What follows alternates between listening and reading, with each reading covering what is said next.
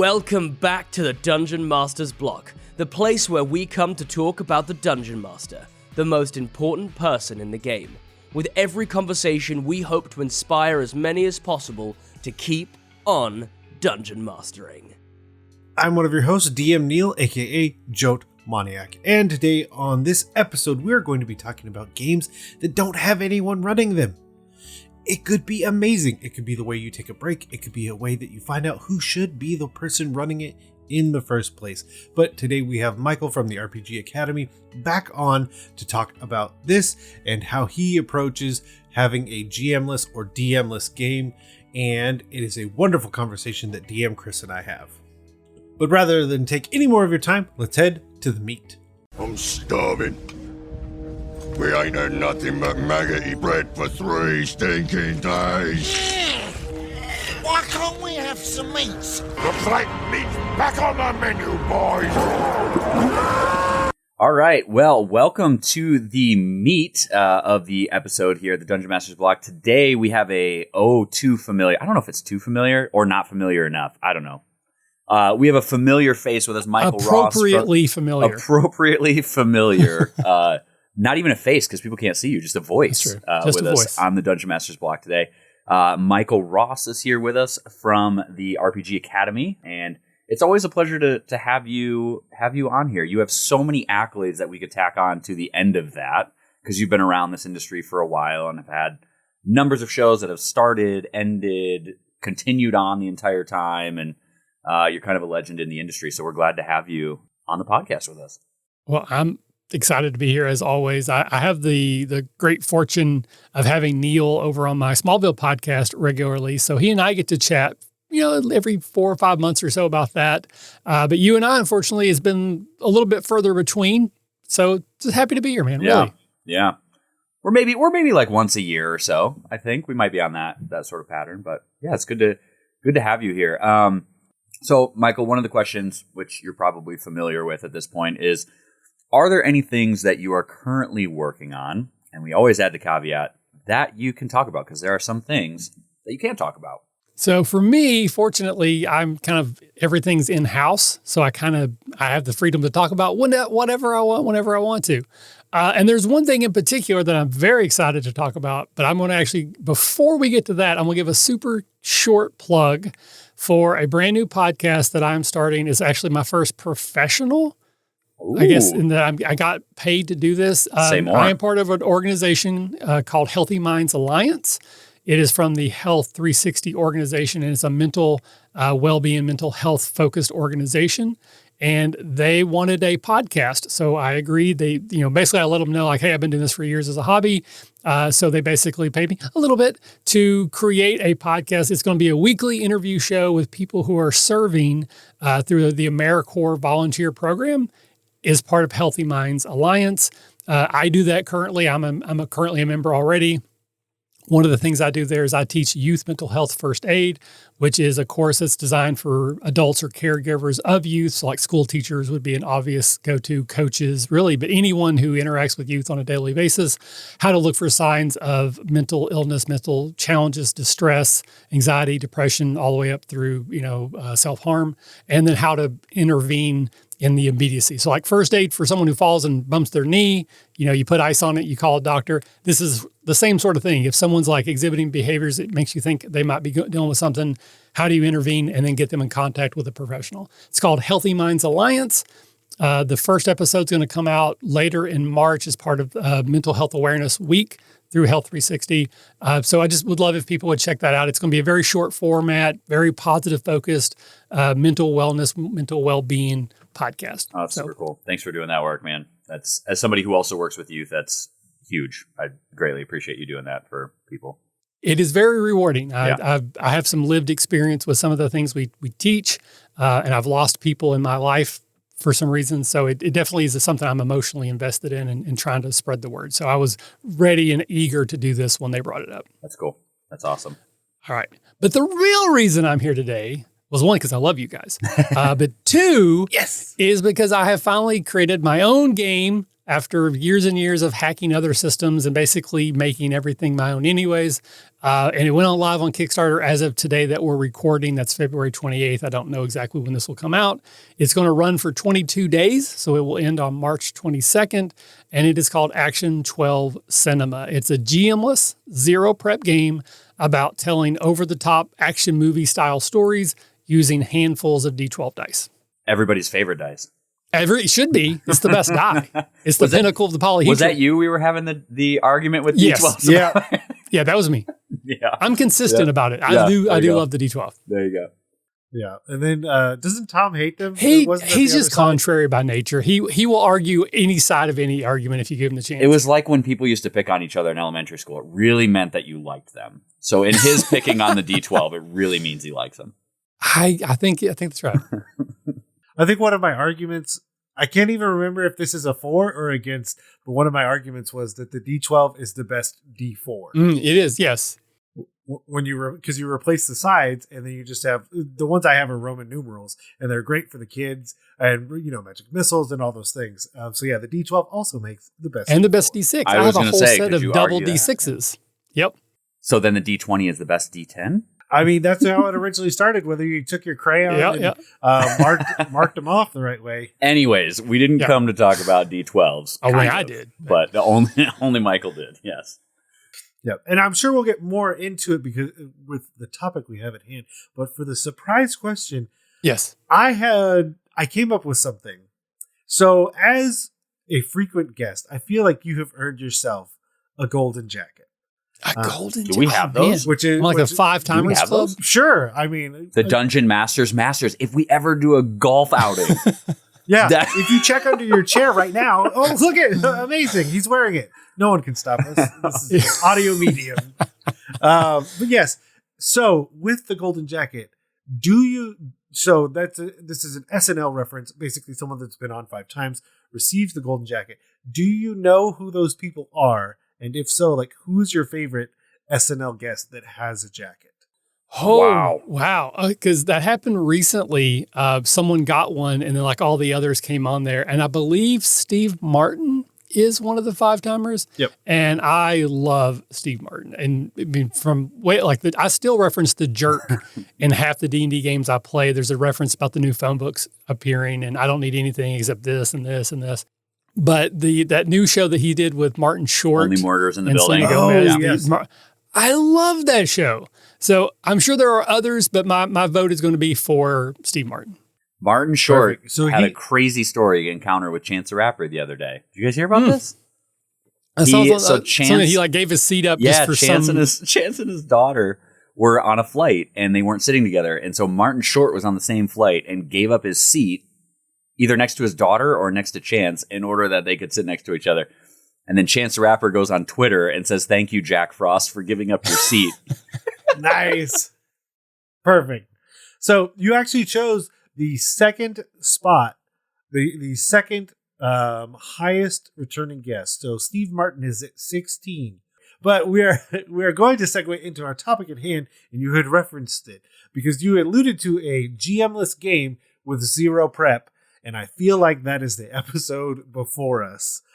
So Hey, we prepped, Neal. one of the big We prepped. questions we talked about it. I text you, but one of the big things that we ask now is like, what has put that on your mind as a topic that you want to kind of introduce to people? I mean, obviously it's something that's on your mind enough to create a game without a GM, Right. But like, yeah. So kind of what is your thought process about that discussion? So, and I've kind of worked myself backwards into this, but we've talked about this for years on the RPG Academy podcast. Like, how do you get better at being a DM? And there's lots of things you can do. You can learn to prep better. You can learn to take notes better. You can learn to design encounters better. But one of the things we constantly talk about is how do you learn to improv? How do you learn to just take something someone says that you didn't plan for and roll it into the story, build off of it, and keep things moving without it just, completely derailing an adventure? And it's really hard to teach someone to be better at improv outside of saying, take an improv class. Like, there are classes that you can take to do that, or just do it. Like, you just have to start doing more of it in your games and slowly you will get better at it. So in the process of like designing this game and playing other games and just being more and more around the GM-less type of, design, it hit me like that's what a GM-less game is, really. It's an improv machine. It's a DM training machine, because where you don't have a GM, you don't have one person in control, it kind of leans towards more silly, which means you don't have to be so worried about introducing something that's going to be game breaking because you're not doing it in the middle of a campaign. Or ask somebody to pick up a really serious storyline that you just created. Yeah, exactly. So you kind of have the freedom to go big if you want to without worrying about destroying something that's going to, 10 sessions later. And in particular, my game, and I'm not saying my game is the only one that does it, but just I have a lot of experience with my game. The way our dice mechanics work, you can basically describe whatever you want to have happen. But you get to determine when you roll the dice, and the dice determine if what you said happened actually helped or not. Basically, that's how the GM-less works in my game.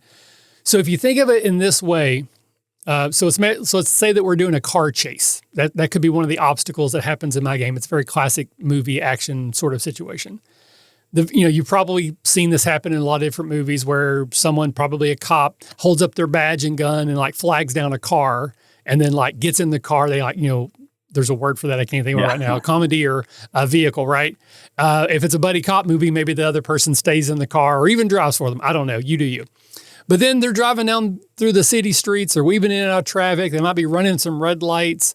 They eventually get up on the highway and they start trying to ram this car off the road. And then it hits it at the water barrels at like an intersection. There's this big water plume. You've probably seen that in 1,000 different shows. So you can absolutely do that in my game. And you could wait till the very end and say, okay, I'm going to roll my dice now and see if this helped. But you've already narrated that the entire chase has basically happened. So you then are challenged with, well, what if I roll really poorly and it turns out the chase isn't over? How does that work? And you have to be able to think on your feet and go, okay, well, maybe I've got the wrong car. Maybe they switched cars somewhere and I didn't realize it. Maybe there's a decoy car, or maybe you ran them off the road, but then they've now jumped off the interchange and they're now on a train that was going underneath like a trestle situation. Anyway, however you want to figure it out, you got to figure out how to make sense. But the real key to this is that you could choose to roll at any point along that story, and that will determine different things. So like if you rolled right away, the first thing you rolled, and you rolled really well, then maybe the person who stopped when you tried to commandeer a vehicle was like a muscle car. So you're now like a Ford GT, I don't know cars, that's like really big and powerful. So it's going to be easier to catch up. That's why you're ahead in the chase mechanics. Or if you roll really poorly, maybe the only schmuck that would pull over was on a moped. So now you're leaning into the comedy of it. Or maybe you don't roll there, but you roll when you're weaving in and out of traffic. If you roll well, yeah, you weave in and out of traffic, you run red lights, everything's fine. If you roll poorly, maybe you get in an accident because you try to run a red light and now you have to switch cars, and that's why you're a little bit behind in the math. So if you think about this, like you have the ability in my game and in others to decide when you roll, and when you roll gives you different sets of criteria for how you determine success and failure. It's giving you all these opportunities to practice improv, basically. I couldn't help get out of my mind. Either you're having a Fast and Furious scenario where the driving is amazing, or you're having like, what was it, The Other Guys with Will Ferrell and Mark Wahlberg. Just distinct dichotomy between the two of those. And either would be a good touch point for Action 12 tonight. Either would be a great reference, and everybody would have fun. And obviously, The Rock and Samuel L. Jackson just rolled extremely low when they jumped off that building. Yeah. You think of what I'm thinking? Aim for the bushes. That was one of the biggest twists in a movie that I was so prepared for. It took so long. So long for them to fall. Yeah. Oh, and it's whether you can handle your gun or you're doing a desk pop off. One of the two things is going to happen. Oh, so good. Yeah. Well, and my first thought is almost immediately like, how would that apply to like your D&D campaign? Especially, I think it works really well, especially if you're thinking about a way to make exploration more interesting, or exploration travel, the three pillars, blah, blah, blah. One is exploration. Oftentimes, what do? You don't want to feel too heavy-handed of just like, I mean, it's hard because you're like, okay, roll. And everyone's like, well, I hope I don't get a bad number because then something random is going to happen. But if you already know what the goals and the destinations are, let's say I'm in town, I know the dungeon is X miles away. We all need to go there. And then we start rolling. Is it eventful? Is it not eventful? Because I feel like when you start to ask for percentage dies or certain things like that, it just tips your hand a little bit much. So if you have more of a system of success failure instead of something nothing, maybe that's where my problem is. But yes, implementing that, because again, we know the destination, we know where the party wants to go. Right. It's just how harrowing is it for them to get there. Yeah, I think it doesn't map on perfectly to a game like D&D, which is a traditional game with a GM that that is presenting the game in a lot of aspects to this GMO style.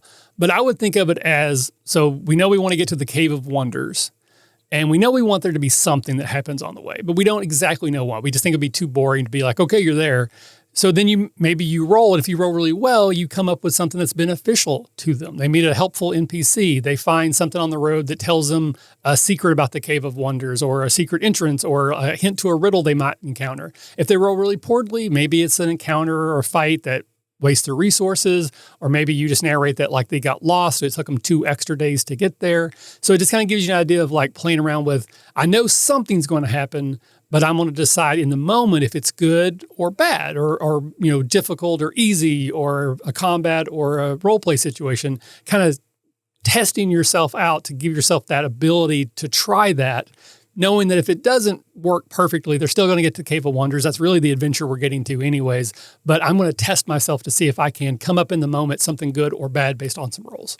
Yeah, I was thinking too, in D&D, yes, there is the typical DM that runs the game, right? And I was thinking about this on my way home from work today, of just thinking, how could you run, because D&D at its very basic understanding, as most role-playing games are a set of rules to be able to run a game, right? There's mechanics to make it work. And I was like, I wonder what a game would look like if players all had things that they wanted to do. Like, say somebody wants to go to a magic shop, like your wizard wants to go to a magic shop, and it's the rest of the party's table to then say, okay, who wants to role play that magic shop? Who wants to come up with the name? Who wants to come up with the NPC on the spot?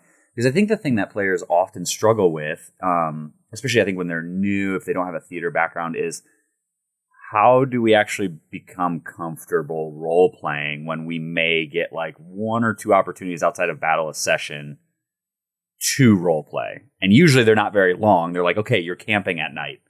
You're with another person in your party. What do you want to talk about? And usually it's like, I don't know. Like, how's your family? Yeah. What's going on with you? Oh, your family's dead? Great. Okay, well, I don't know where to go from there because I don't role play very often, Mm-hmm. But giving your players the opportunity, even if you have a DM, to make it more DM-less, maybe not fully DM-less, but to say like, DMs have a lot on their plate, and even to say like, okay, who wants to take role playing that scenario? Who wants to make up stuff and create because then you're just having more buy-in, and it's not exactly GM-less, but it's more GM-less, if that makes sense, to help that improv part of it. Yeah. I've experimented with that a little bit. I know other tables have done that as well. And usually that comes up when you do, like you were saying, you have a party split situation where you have one player that wants to do one thing and one player wants to do the other. And it would be boring for the other one to just sit there for half an hour while the wizard goes and shops at the wizard shop, and it'd be boring while the other person goes to like the fighter guild and tries to get level up or advancement, whatever. So you get everyone at the table involved in both. So we're dealing with the wizard character, but everyone still gets to play. You're the shopkeeper. You're the tread upon assistant. Maybe you're someone else who's a customer who's already in line and is frustrated that they're helping you instead of them, or whatever the case may be. Just everyone gets a role. Everyone gets to role play a little bit. You give them the freedom to be as involved or as not involved as they feel comfortable. Set like a 20-minute time limit. I don't say set a timer, but, in your head, keep a clock of how long this is going to go. But that way, no one is just like waiting around. Everyone gets a chance to play all the time. Yeah. Because I imagine even in the system that like you've created with Action 12 Cinema, like there's probably got to be moments where players, so I mean, you talked about like in travel, for example, where you go and you get this helpful piece of information, right? Like, what's to say that piece of information another player doesn't want to pick up on and make a whole separate quest out of, and then it's like, okay, how do we hand that off to other people to run that part of it? Like what are we doing to chase that rabbit hole now? Like it could just be really, really fun to give your players the creative license to think outside the box for some of those things too. I think it just all helps. Like you said, like instead of saying, hey, go to an improv class, Right. you're actually getting to help them think like that at your table, which is kind of cool. And I've said this for years that playing other games has made me a better DM. So playing non-D&D games makes me a better DM for D&D games.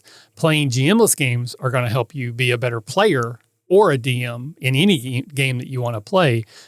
So I just encourage people to try GM-less games just for any reason. They're fun. I think so anyways. They're different. And there's sort of like a not really a guilt-free, but a risk-free opportunity to just go big and really just ham it up and role play as silly as you want to be, and then learn things and then apply them back to your home game. Another format that I think of, in not having much experience myself, but I think about how applicable it would be to like a West March style game. Because in those scenarios, you already have a group of players coming to the table with an idea of what that group actually wants to accomplish in the first place. But what if there's no one to DM them at that time? Could they then sustain themselves by figuring out, okay, well, we all agreed what we want to accomplish. What's stopping us from figuring that out as we go and, collectively deciding? Because that's what it ultimately ends up being, is everyone's collectively deciding what's going to happen rather than one person kind of being that go-to point.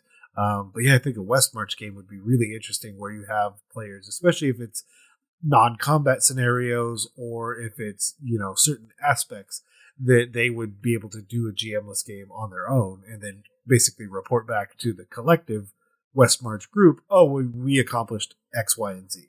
I mean, there's a lot of like solo games as well, and you could probably sort of mix and match a little bit. Like, take a solo game's mechanics for like rolling for the difficulty, the types of encounters that you encounter, any sort of rewards that you get, but then still, rather than just like journaling, which is very common in solo games, you actually role play them out with the other players. I think the danger with that is if you have like a long-term sustained campaign, you can think D&D, and then there's a DM who's like, okay, at fifth level, I expect them to go do this and do that and the other, but you have this very free-form process. They might get well too advanced in level or power before they get back to your thing because they're having it's like basically like when you play a video game and you do all the side quests before you go to the main quest. Oh, that haunts me. Don't talk about it. I'm playing through Spider-Man right now in anticipation of the Spider-Man 2 coming out later this year. So yeah, I'm side questing everything. Yeah. I've brought this up several times, so long-term listeners will know this story all too well. But as a person who I played Oblivion, I watched a buddy play and he did the main quest. And so then when I picked it up, I was like, oh, I'm not that interested. These side quests seem more fun. So I fast travel into the arena. I kill the guy at the end because he asks you to. And then I was approached by the guy who's in charge of the Thieves Guild, but he's invisible. I didn't know who he was. I killed him too. I basically became an NPC in the game because now I can't buy Thieves' tools or interact with that quest in any way, shape, or form because they killed the NPC. I proceeded to go do every other quest imaginable. And when I went back to the main quest, it had out-leveled me and I died. So I was like, well, oh no, I have literally no idea what the main quest for Oblivion is. I know all the side quests. So. I was like in Skyrim, like if you didn't go to Westrun right away or whatever the first town was, like dragons just never appeared in the world. Like the first one would, but then you would never see another dragon. And that was what I did the first time through the game was I never went there, never talked to the king there. And I just did a bunch of side quests with never experiencing a dragon. It was weird. Very weird. Oh, so good. And those are the kind of, like, we bring that up, but like, I think it fits because those are the kind of things that you could probably do, especially if you're trying to adapt a GM-less scenario to your D&D campaign. You have to do things that basically they do something and everyone has fun, but it's not this really plot, main story heavy kind of situation. Because if it is that longer running campaign, there are those threads and those pieces that your DM would want to keep going forward. But it is really interesting to get a table set up so that, let's say I can't make it, but to the session, something comes up, but everyone else is still available. Our go-to for my table is that we play board games if too few people are there. But with this scenario, there's nothing to say, oh, because you could also go backwards to go forwards. You have a flashback scenario to say that, like, when we were in the town last time, these are the antics that we got up to. Because where you have to be, because you're already there and you know where you came from. So you're just writing like a little side story without your GM or DM at the table. Well, and is that the way, like, if they missed something that could have been potentially important, that then they're gaining some of that knowledge that maybe like rolling when you're on your way to the temple or the Cave of Wonders, whatever we were calling it earlier. Yeah. Where you get the helpful piece of information. Maybe it was back in this other town, this bartender mentioned something back in the day that could lead to that piece of information if you have too few people coming to the table. I think it could be a really fun experiment if you're nervous about running a GM-less game. It could be a really fun way to experiment with what that could look like at your table with not having massive ramifications, because clearly you're not going to kill the players because they're still going on in the future. Or are we creating multiverse of madness stuff by going back? Yep. It's a really bad dream. You both woke up and it was a really bad dream. You know, Yep. It didn't happen. Blah, blah, blah, blah, blah, blah, blah. Yeah. But I think that's interesting from the concept that as a DM, intentionally leaving holes in your story to be filled later by these sort of like outside retro retcon sort of situations. So like saying like, yeah, you spent a night at the bar.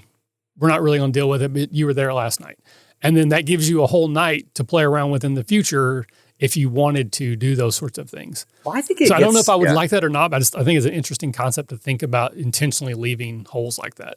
Yeah, I was reading, because Neal, I had never heard of the West Marches style before game, and I was just reading about it, and I was like, in a way, if you were doing that with your players, like, hey, not everybody can make it tonight, you're in a sense kind of given the opportunity to do an inter-party West Marches style, where it's like, okay, for those of you that can get tonight, go back through your notes. Are there any things that you would have wanted to explore back in the past when we were in such and such a town or whatever it was, that maybe this is the opportunity?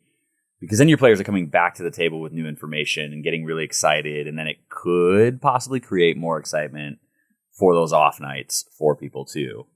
Could be really fun, especially, and give you the opportunity to explore it as a GM-less style night, because you may have forgotten about it at that point and they weren't going to go back to it. So, well, I also think of like it makes for it makes for a more logical explanation for one of the most hand-wavy scenarios that you find yourself as a DM.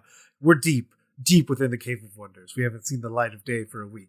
And then Wizard just disappears for a while. Yep. But don't worry, he magically reappears later on because, I don't know, I didn't really want to deal with, this person's character without them. That feels weird, but also like that I want to counterbalance the fact that there's not another character here. None of that applies when we're retconning back to go into the town and basically say, okay, the three of us went and did something, and the fourth and fifth person are asleep, or they're taking extra time at dinner, or they're doing all these other things and just kind of leaving that back behind. Because I do feel like it is one of the most hand wavy things I have ever done as a DM, is just kind of say they're not here, but they'll be here if they show up to the next session. We all just accept. And that's how I handle that. Like, it's not the most satisfying from a narrative standpoint, but we've talked on our show a bit about like one of the worst campaigns I ever played in. It's when I first met Jared and Brad, and we kind of became friends through that. Well, I'll say a bad experience. Shared trauma is what that's called. Yeah, shared trauma. But one of the things that DM did is they did come up with a narrative reason every single time a certain player wouldn't be there. And it became frustrating for those of us who were there most of the time that so much of the table time was spent with a character that wasn't there. It's almost like they were being rewarded for being missing because they became more important than those of us who were actually there. So I'm a big proponent of like, they're there, just hand wave it away. They're kind of misty, like they're there. If you need to talk to them, they have items you can borrow them, but they're not going to die unless everyone dies. They're not going to get, I do milestones, but like they're not going to get any loot type of a thing. But when they show up next week, they're just going to be there because it's just easier than trying to figure out why they were summoned to the court of the Wizard Council, against their will, and they had this whole side quest for a week, and then like their adventure was more interesting than ours, and they weren't even like that. There's probably a good way to do it. I'm not saying you couldn't, but my experience is just easier and, in my opinion, better to just be like they're there, but just hand wavy it. I'm fine with that.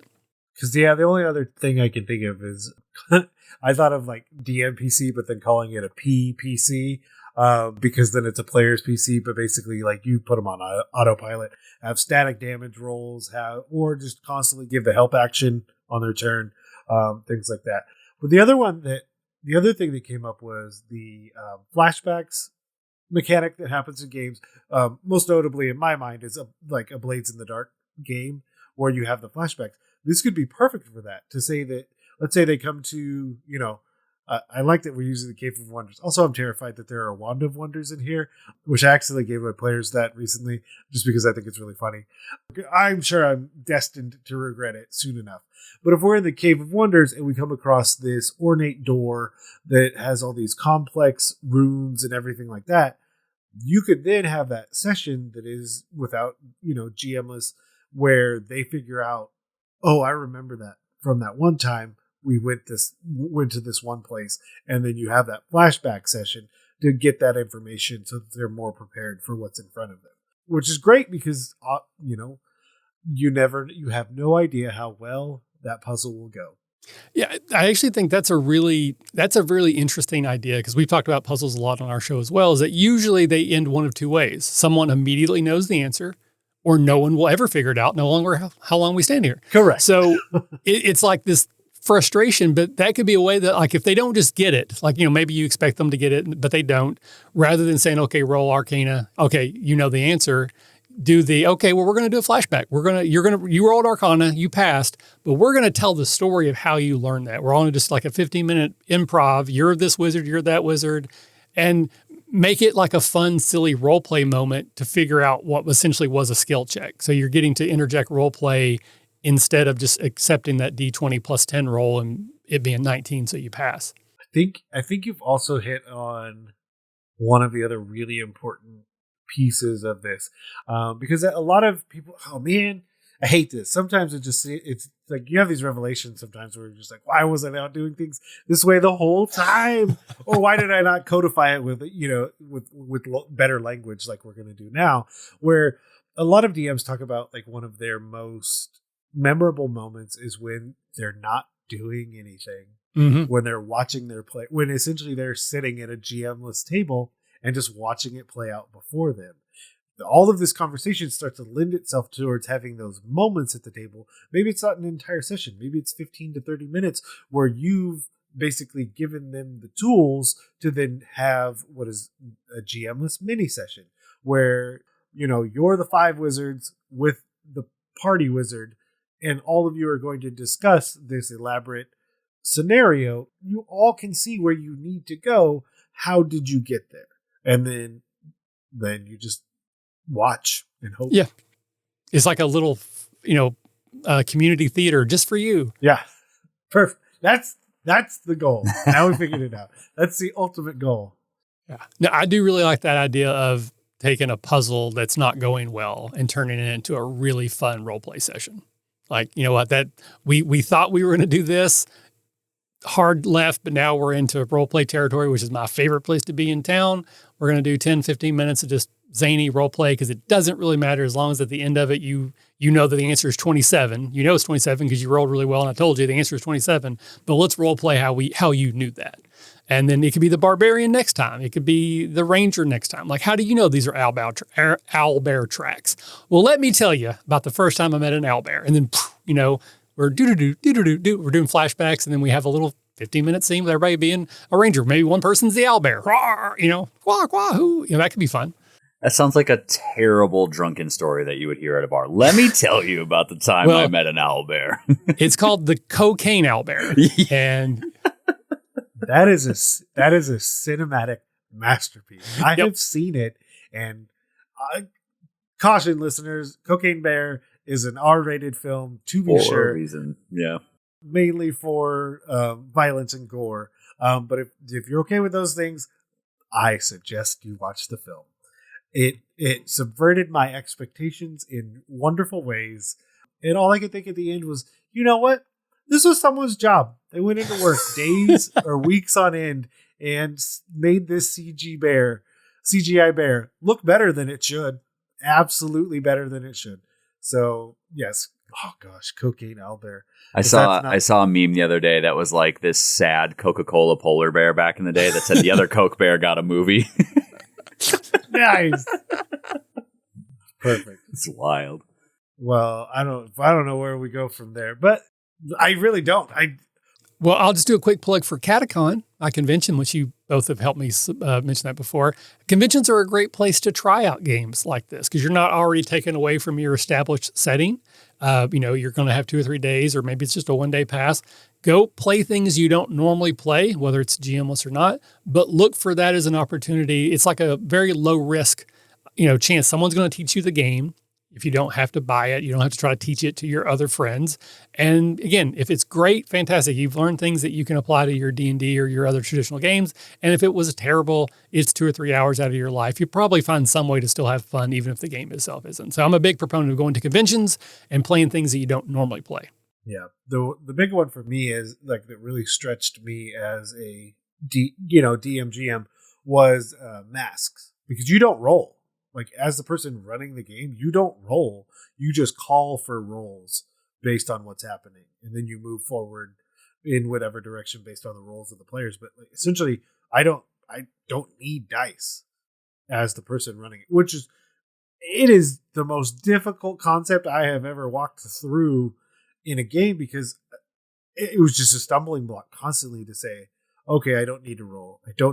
But the big learning thing there is, okay, but then that's putting my brain in a space to say, okay, but then what do you need to do as a player? What can I provide? What additional information can I provide you as a player?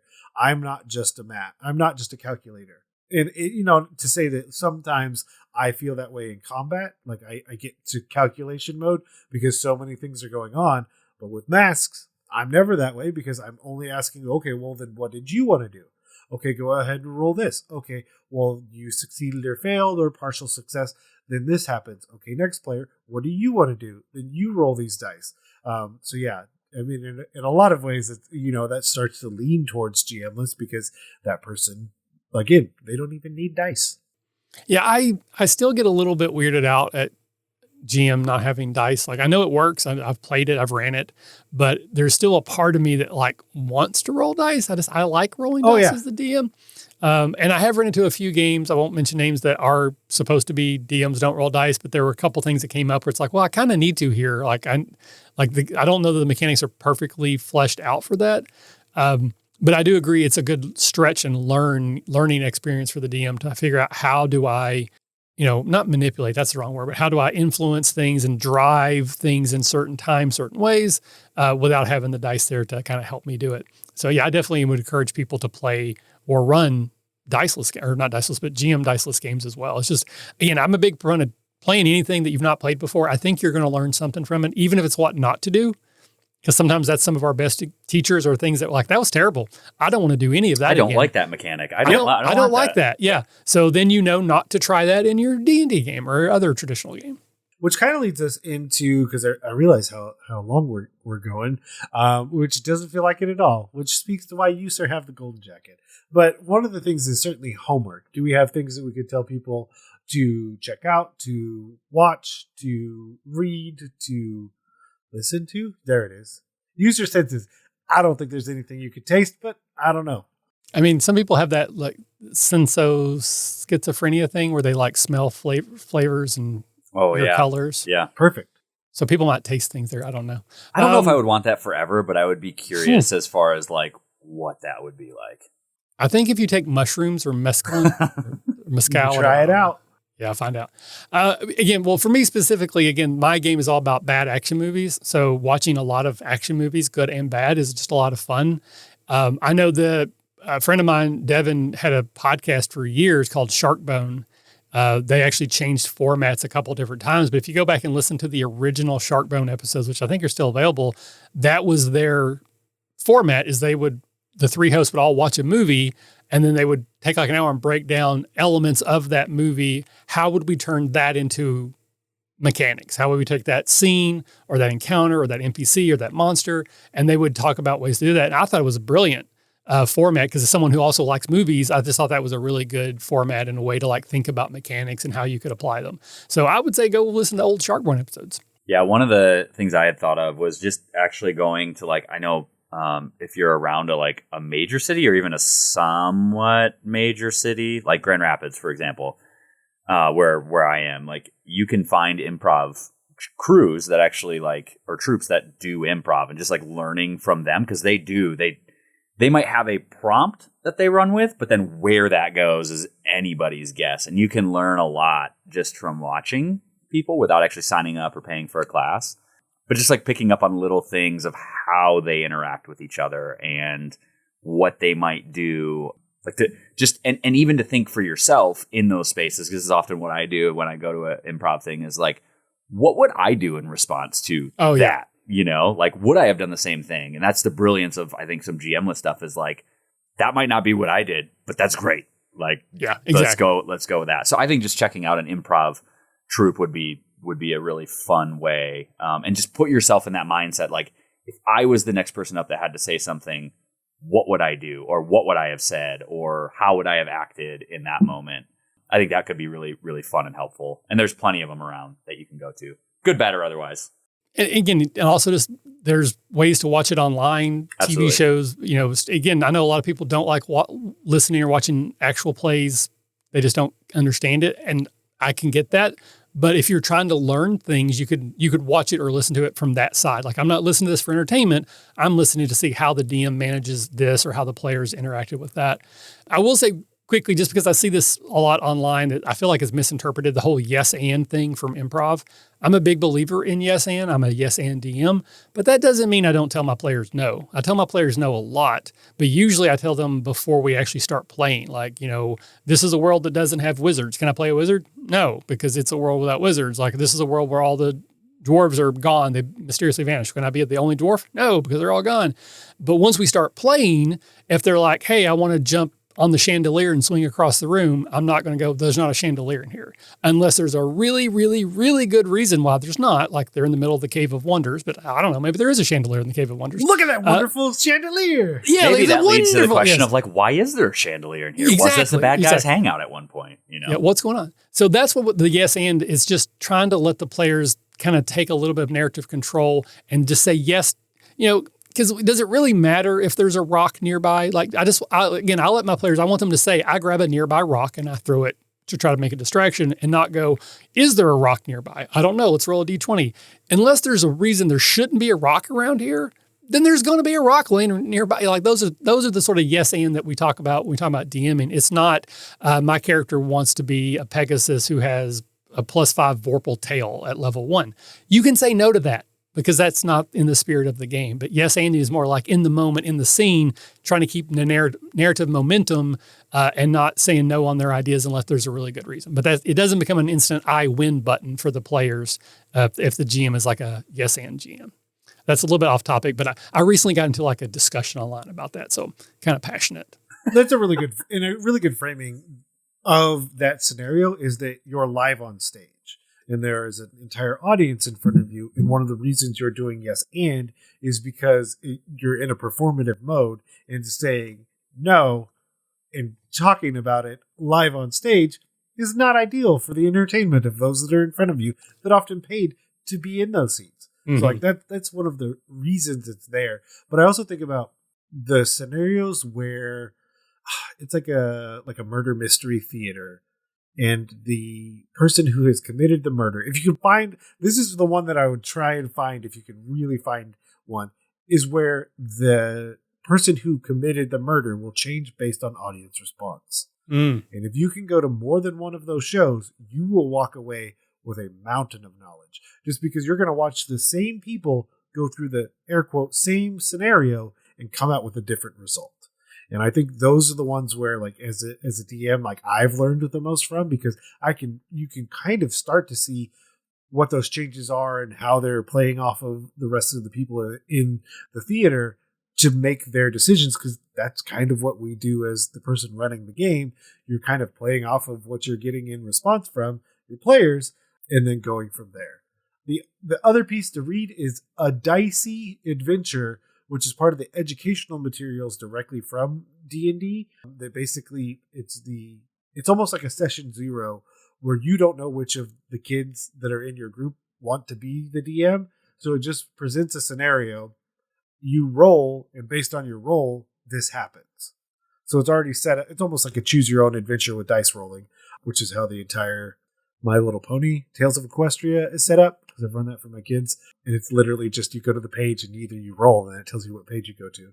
And then inevitably they're like, oh no, I didn't turn the page, it doesn't count. And I'm just like, no, that's not how it works. So one thing I would say as well, if you have someone who's a little bit hesitant, maybe it's like it's a player either in wanting to do that, because I know some players don't want narrative control. They don't want to play in a type of game like that. That's not the verisimilitude that they're in for. And you have some GMs who are uncomfortable giving that player narrative control because they're afraid that the players are going to say something and they just don't know how to respond to it. A lot of us do a version of this. Usually it's around combat, where we're playing a regular game and, Neal, you roll enough and you're going to kill the orc. And I'm like, okay, Neal, what does it look like when you kill the orc? Like, that's a little bit of that sort of GM power, because you can describe how it looks to kill that orc however you want. Even if, like, mechanically you swing your longsword, you did 8 damage and it died, you could change it to be like, well, actually I missed, but he dodged out of the way and then his feet got tangled up in the rope and he fell off the bridge and that's how he died. That's as long as the ogre's still, or the orc, whatever, is still dead at the end of the narration, it doesn't matter how you describe it. And that's like, I say it's like putting a box on it. Like you put a little box around how much narrative control the players have. But if they enjoy it, and a lot of them will, and they get more comfortable with it, then you can start to expand it and be like, okay, what's the name of the next town over? Or what's some rumor you've heard about the mayor in this town? Or what's the name of the bartender? Like, you can just start adding more of those in. So it's not truly GM-less, but you're sharing that narrative control almost like a GM-less game. All right, our most important question. Where can people go to see all of the things that you're doing on the old interwebs? So the easiest place to find me is still at the RPG Academy on Twitter. I have people in my life that I care about more than anyone else other than immediate family that I only know because of Twitter. So I am clinging to Twitter as hard as I can. And it seems to be on a downward spiral, but I love so many people because of Twitter. I'm trying to hold on to it. So I'm still there. The RPG Academy feed, we do lots of different podcasts, various show types, interviews, actual plays, game theory discussions. So if anything I said today connected with you at any level, there's probably a show that I do that you might be interested in. We have one about crowdfunding campaigns. There's too many. Actually, there really is too many. I do a show about Smallville called Farm to Fable, which Neal has been a guest on multiple times. And then again, the big thing right now is my Action 12 Cinema Kickstarter. It's currently, as we are speaking, it just hit, it's not quite at 50%, but we're almost at 50% day one. Nice. So I'm up for like 5 hours. So that's great. It sounds like we're doing well. We're on board to be successful, but I'd like to fund, but also like to go above that. We got some stretch goals in mind, stuff like that. So that would be a big thing for me, is if people could go check that out and support it. But yeah. Thanks for coming on. And I can't believe that we picked the perfect size for your gold jacket that you're currently wearing, and no one can debate that. So there we go. That you found under your chair. We shipped it and, had somebody put it there. It's great. I broke into your home in the middle of the night. Neal flew all the way across the country. Whew. Yep. Worth it. It definitely was worth it. And we will definitely have you back on. I can say that without a shadow of a doubt. We just want to thank Michael again for coming on and spending some time with us, telling about his own game that he's made and other games and ways to approach having no DM or GM at the table. And if you want to tell us about a game that you've played without having a DM or GM and how that went, the ups, the downs, the lefts, the rights, A, B, start, select. There you go. Then you can always email us at dungeonmasterblock@gmail.com. And of course, if you see fit, head to your podcatcher of choice, be it iTunes, Apple Podcasts, Stitcher, Spotify. I have Overcast. Do you listen directly on Podbean? Wherever you listen. And leave us a rating and review. And of course, you can always follow us on social media and look for the Dungeon Masters Block. On Twitter, we're at DMS_block. That's at DMsBlock. And you can, of course, find us on Facebook and Instagram as well. As always, the Dungeon Masters Block is a proud member of the Block Party Podcast Network, where you can check out other shows like Detentions and Dragons, Dungeons and Dragons and Daughters, and more.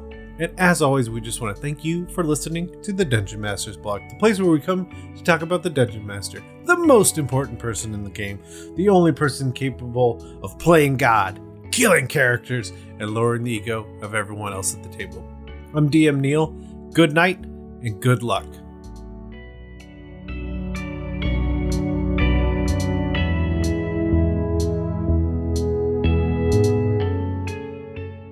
It's not inspiration, it's not wisdom, and it's bad advice. Easiest way to have a GM-less game is not show up.